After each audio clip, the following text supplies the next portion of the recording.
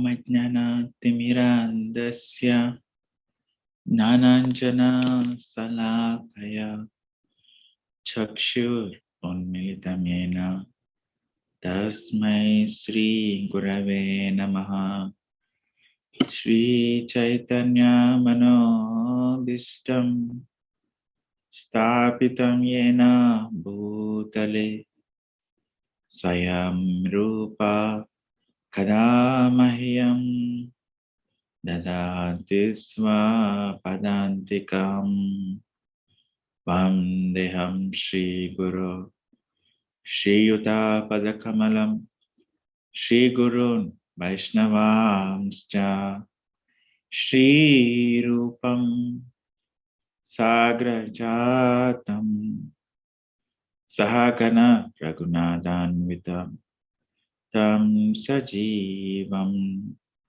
Satam Savadutam Parijana Sahitam Krishna Chaitanya Devam Shri Radha Krishna Pada Sahagana Lalita Shri Visakanvitamscha He Krishna Karuna Sindhu Dina Bandho Jagatpate Gopesa Gopika Kanta Radha Kanta Namostute Tapta Kanchana Gaurangi Radhe Brunda Baneswari Rishabhanu Suthe Devi Pranamami Hari Priye Vancha Kalpatarubhyasya Kripa Sindhubhya Evacha Patitanam Pavanebhyo Vaishnavebhyo Namo Namaha Shri Krishna Chaitanya Prabhu Nityananda Shri Advaita Gadadhara Shivasadi Gaura Bhaktarundam Hare Krishna Krishna Krishna Hare Hare Hare Rama Rama Rama Hare Hare Om Namo Bhagavate Vasudevaya Om Namo Bhagavate Vasudevaya Om Namo Bhagavate Vasudevaya. First of all, let me express or let me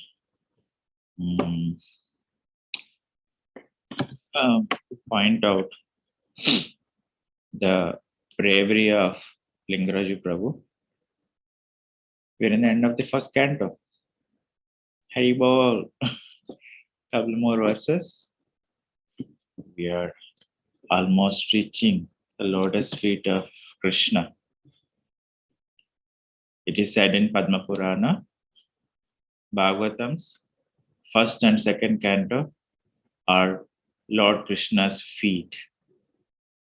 And of course, then third and fourth are his thighs, fifth is his navel, sixth is his chest, seventh and eighth are the arms, and the ninth is his throat, and 10th is his blooming lotus face, 11th forehead, and the 12th his head. So thank you, Lingaraju Prabhu, despite your fever, your adventuring this Bhagavatam recitation to continue in ISKCON Nepal. So just a quick overview. The plan for the next 20 minutes is quick overview on the first canto, and then read text 33 if you want to read Prabhupada's message, and then read from Unveiling His Lotus Feet, Gurujan Prabhu spoke. Okay. So first canto is very nicely title and is called Creation. So this canto is also called Skanda. This will have 19 chapters.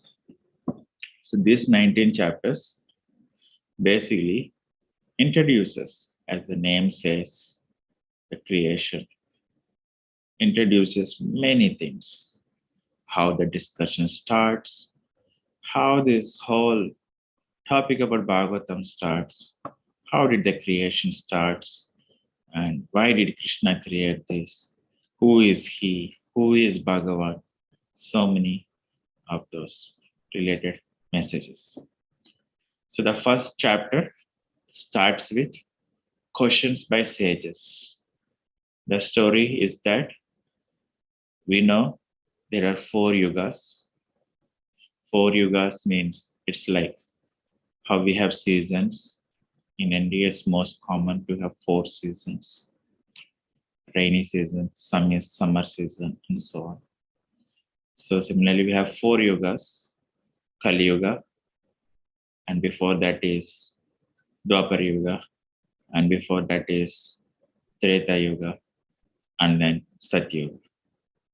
Satyuga is the first one, and it's pretty desired age. People live for long time.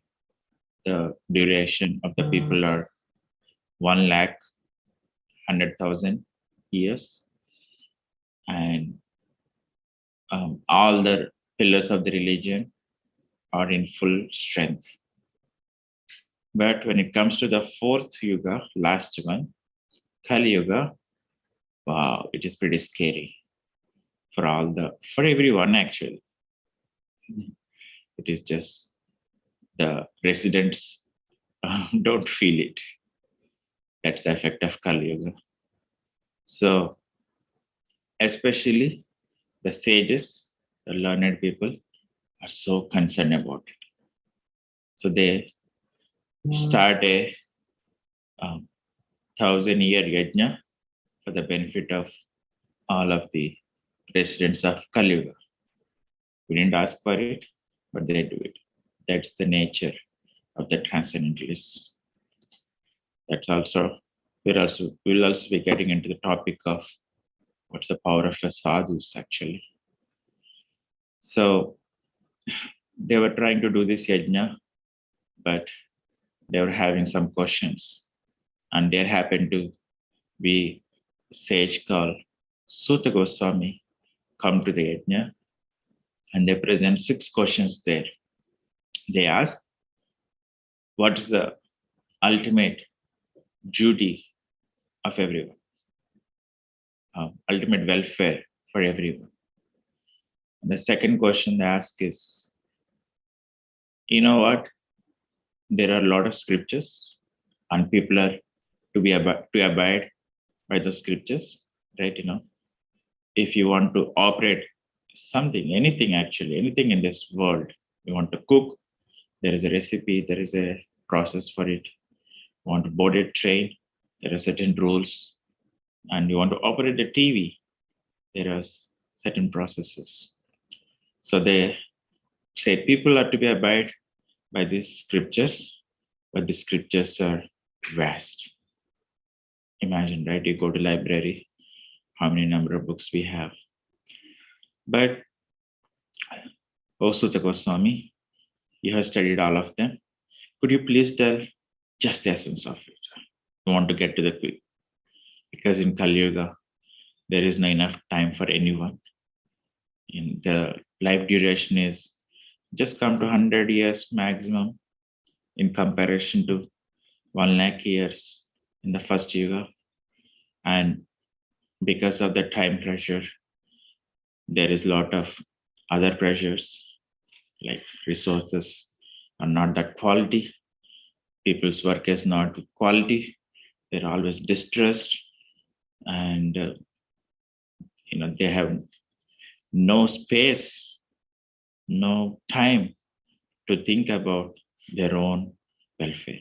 It's just busy with trying to get the food and so on, trying to survive.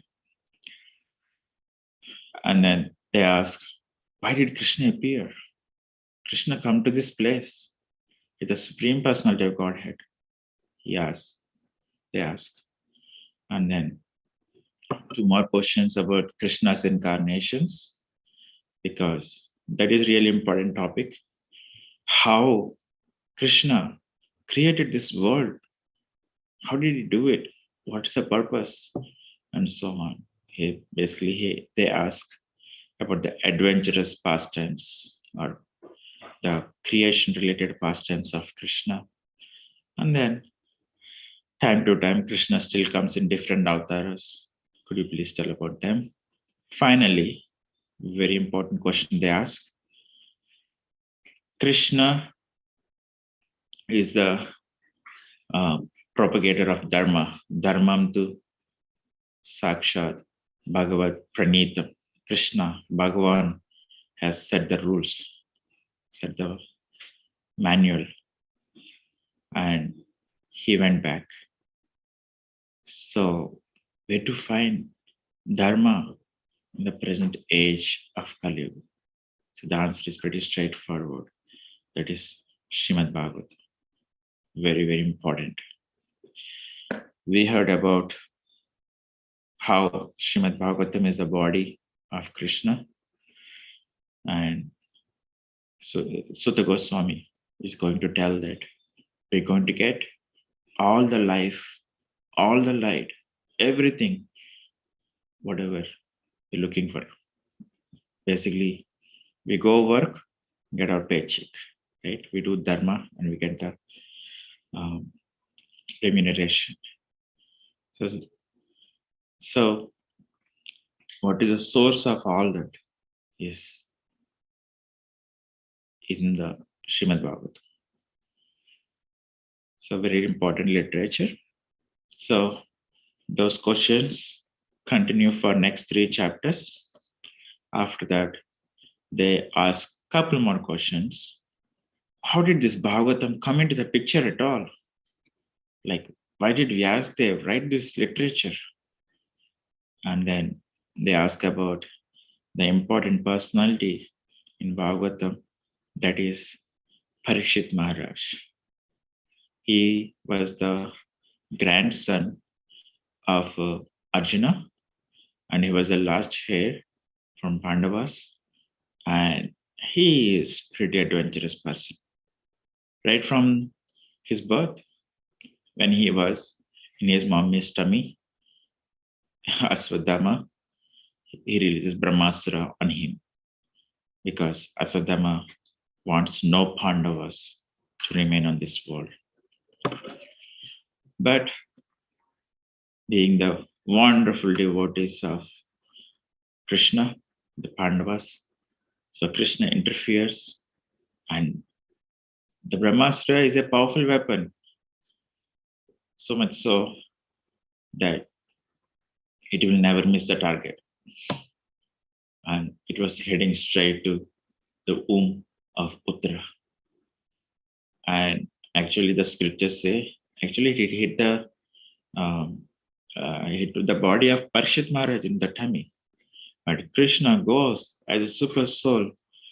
Although he promised that he will not take the weapon, he goes as super soul, and with his sword he chases away that, not the sword, I think it was Gada, he chases away that Brahmastra and gives a new body to Parshit Maharaj.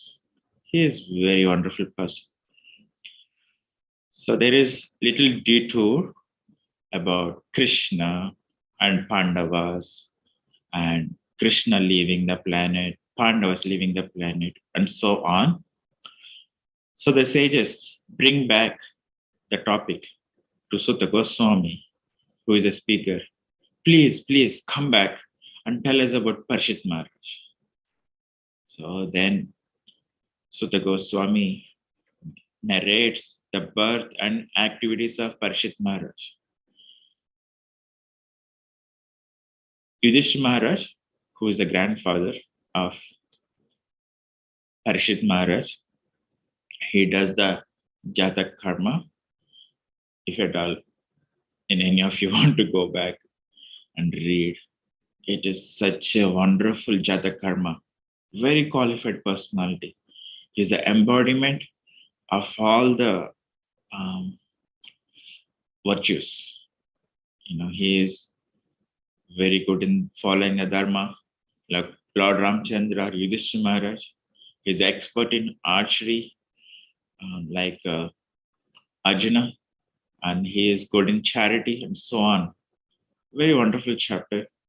You really will like get it. I mean, I just get amazed. It's the qualities of Parshit Maharaj. And it's proven that he was the emperor of the whole earth planet. And actually, the glory is that he personally meets Kali Purusha and he was about to kill. That is his glory. So he comes to know things are not going well in the kingdom and he goes personally. When he goes personally, he sees a bull and a cow.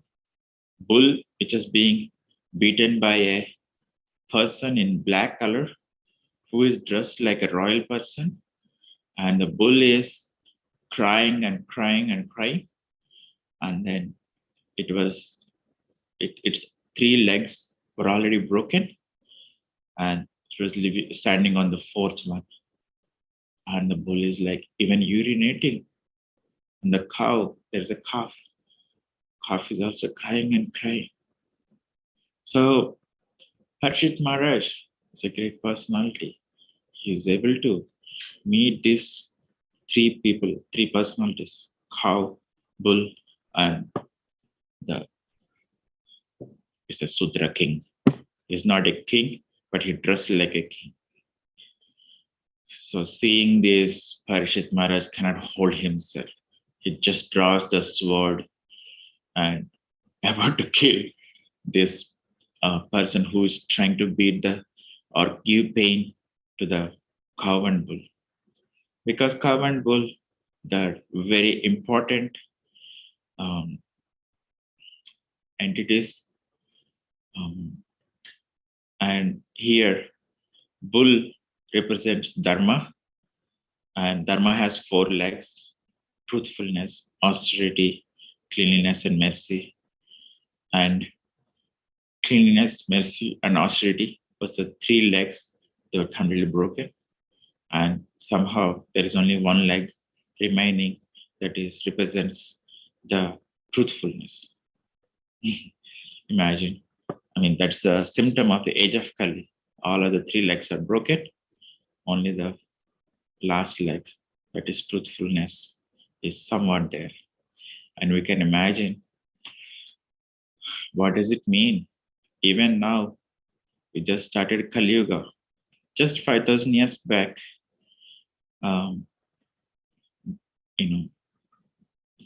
like just to go back, Kali Yuga, the age of Kali Yuga is 432,000 years, 432,000 years. So we are in the very beginning, very dawn of the Kali Yuga. Now itself, we're having a lot of difficulty in finding the truth. We are encouraged, people are encouraged to be untruthful actually. That's a culture and system. So this is the effect of Kali Yuga. But in any case, so when he draws the sword and the person who is beating the bull, that person, luckily, Krishna's arrangement, he takes shelter. He asks for shelter. So for a proper king, if one has taken shelter, he has to give shelter.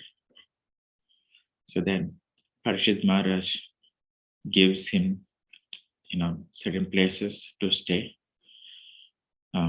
especially wherever there is meat eating, Kali, or irreligion, or unwanted qualities enter pretty quickly. Sins will enter pretty quickly. Meat eating, that's one. And then drinking intoxication, getting intoxicated with alcohol. or any other thing that makes one intoxicated. This also includes a little bit of tea and coffee also.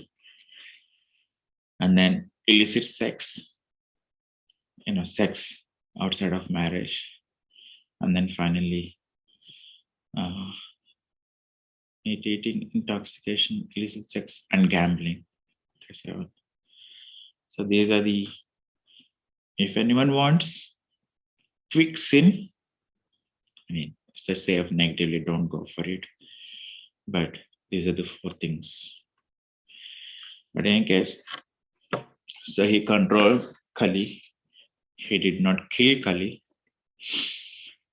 And then Krishna's arrangement, somehow, he is such a wonderful devotee and a ruler.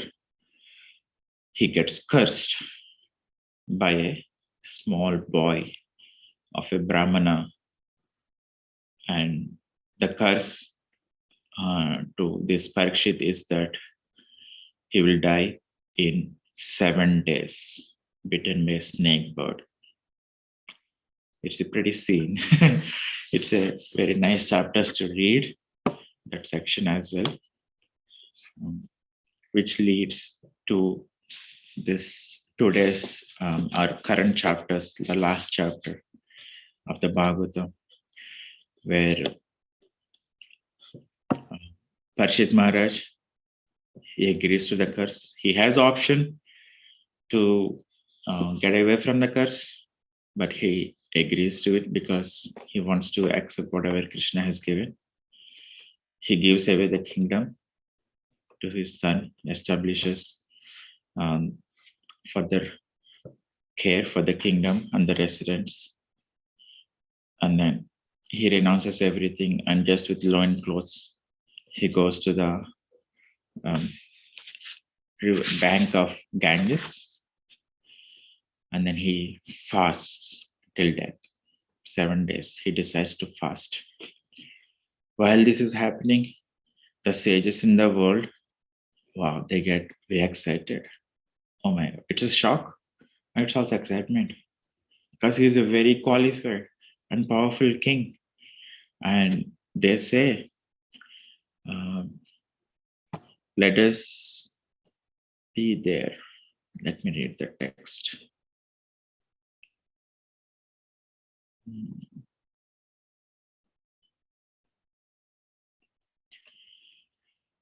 They say in that text 20, O chief of all the saintly kings of the Pandu dynasty, who are strictly in the line of Lord Shri Krishna, it's not at all astonishing that you give up your throne, which is decorated with the helmets of many kings, to achieve eternal association to the personality of God. So this is for telling. Actually, the sages are persons who are endeavoring for spiritual life or transcendental life. They don't associate with kings, but this king doesn't fit that category. So they were telling, oh, saintly king of the Pandu dynasty, you're in the line of Lord Shri Krishna. Very strictly. It's not at all a wonder that the kingdom, which is decorated with helmets of many kings, basically like it was also previously described, he is a very, very powerful king. So much so, there are other kings, they just voluntarily come and submit their wealths and their rulership to be subservient to the ruling of King Parikshit for their own benefit. That's his caliber. It also says, how as devotees, we must do our duties very nicely. What are we doing? Clean the home or cook or go to work. It needs to be proper said, devotees are gentlemen. So we cannot get away thinking I'm practicing Krishna consciousness. So I will just focus more on Krishna, but it's actually everything is Krishna's. So they say, we shall all wait here until the foremost devotee of the Lord, Maharaj Parshit, returns to the supreme planet. They already decided he is going to go back. And then the king, Parshit Maharaj, he asks questions to him. And then there comes this great sage who is the speaker of this Bhagavatam, Sukadeva Goswami, comes there. He's also son of Vedavyas. Vedavyas, he wrote Vedas, Puranas, and Bhagavatam finally, and he taught him personally. And Sukadeva Goswami, who is the son of Vedavyas, is also very qualified. He is already Brahman realized, which means that he doesn't have any sins. And when he hears his Bhagavatam from his father, that's it. He gets way attracted. So he is usually shown in pictures as naked. So this is the picture.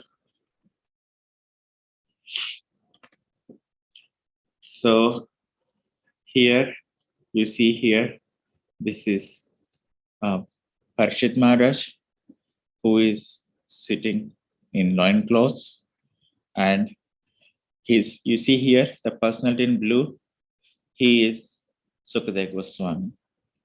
And these are all the sages here who were assembled at this time of Parshit leaving his body in 7 days. And also note here, in the someone in blue color here, there is Vedavyas.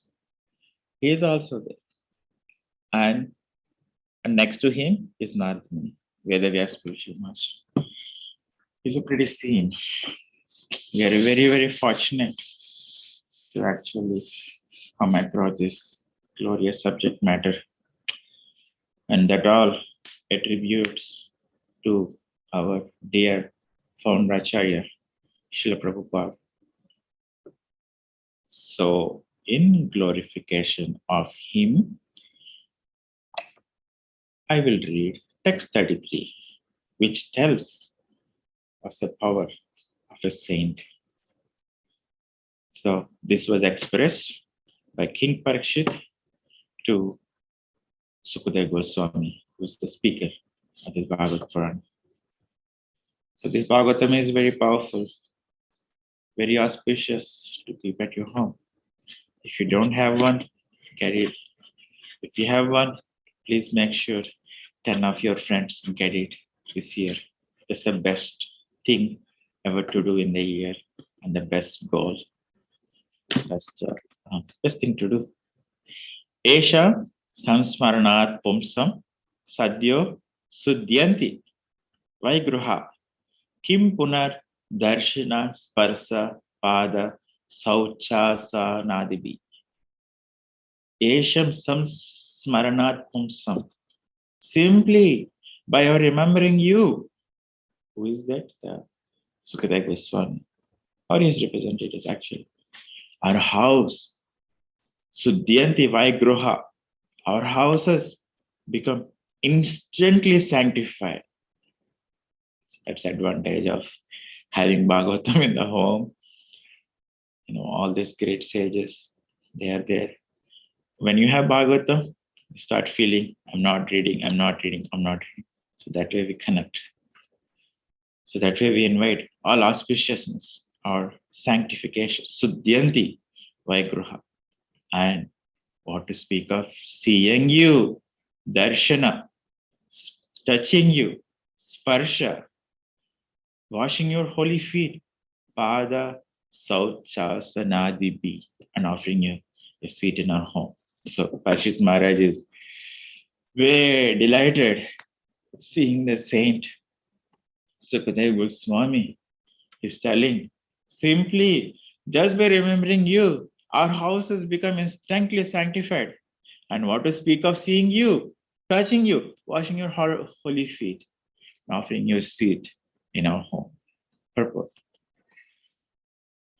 The importance of holy places of pilgrimage is due to the presence of great sages and saints. Basically, we all value going to pilgrimage.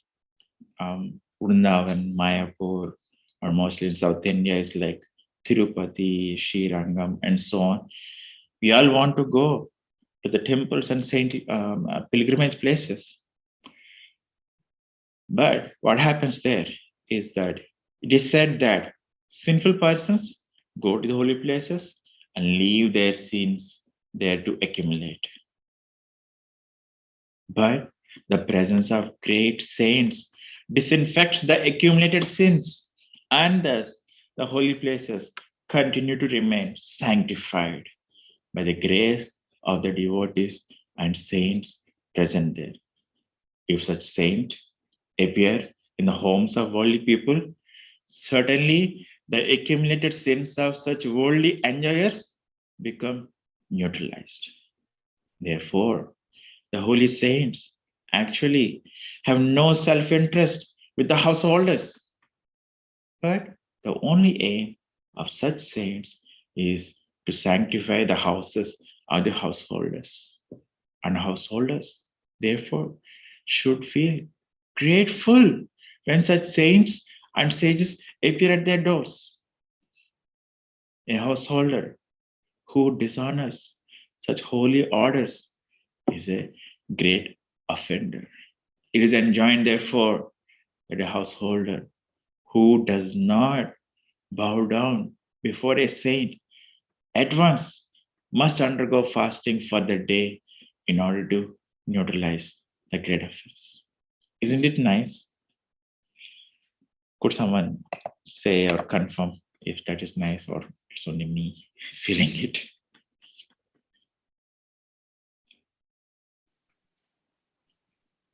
Yeah, Prabhu, it is wonderful. Very nice.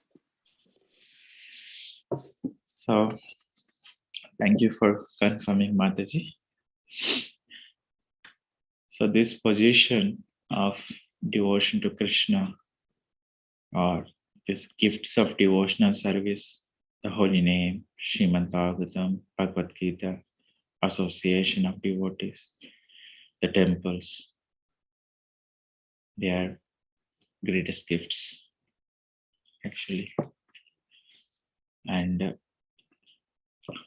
the agents who are bringing those gifts are these devotees of Krishna. Starts with Bhagavatam, started with sages of Naimisharanya, Sutta Goswami, Vedavyas, Sukadeva Goswami, and King Parshit. All this. And dear Srila Prabhupada. And devotees. Very powerful. So we always should worship them. Vancha kalpatarubhyascha, we say, right? Kripa sindhubhyaivacha, we should always honor the Vaishnavas, Kripa Sindhus. Gopal Hari Prabhu, I was so much appreciating. He said in the winter he did one of the class, actually, we are all blessed.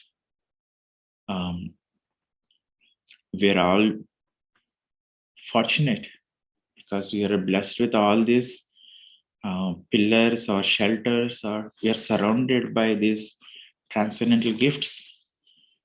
And Prabhu says the time is now, to practice spiritual life, to see our family members also as devotees, to live in a spiritual world, actually.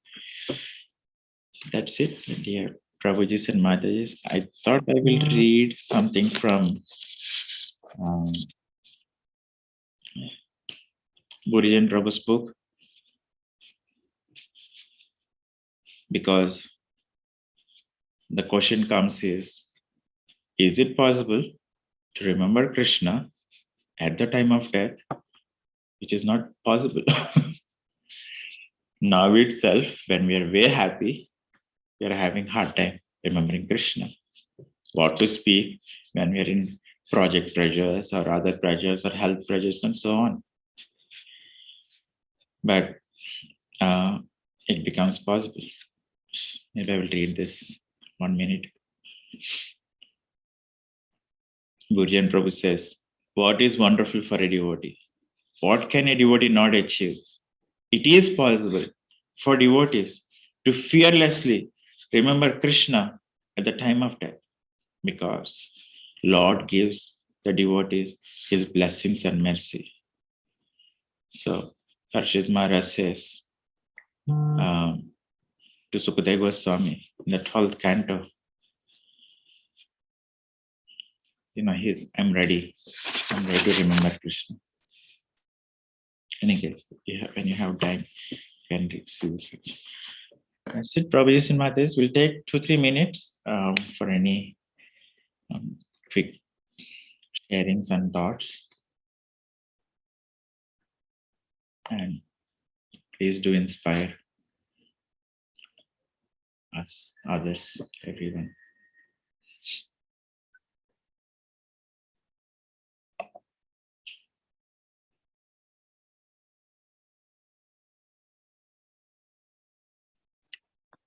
Hare Krishna, Prabhu, please accept my humble obeisances. Obeisances, Mataji. All glories to Guru Maharaj, Srila Prabhupada. Very nice of you to sweetly condense the whole first canto like that.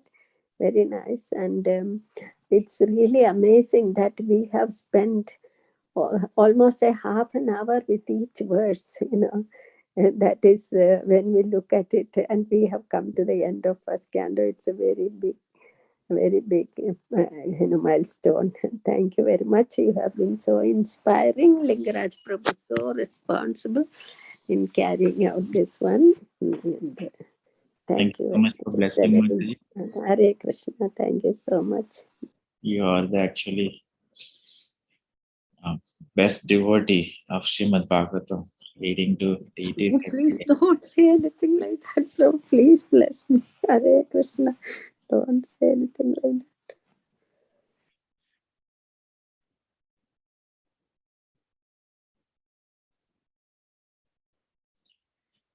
Okay. Thank you, dear Prabhujis. Very grateful to Srila Prabhupada. Wish you all a Krishna conscious day. Hari Bol.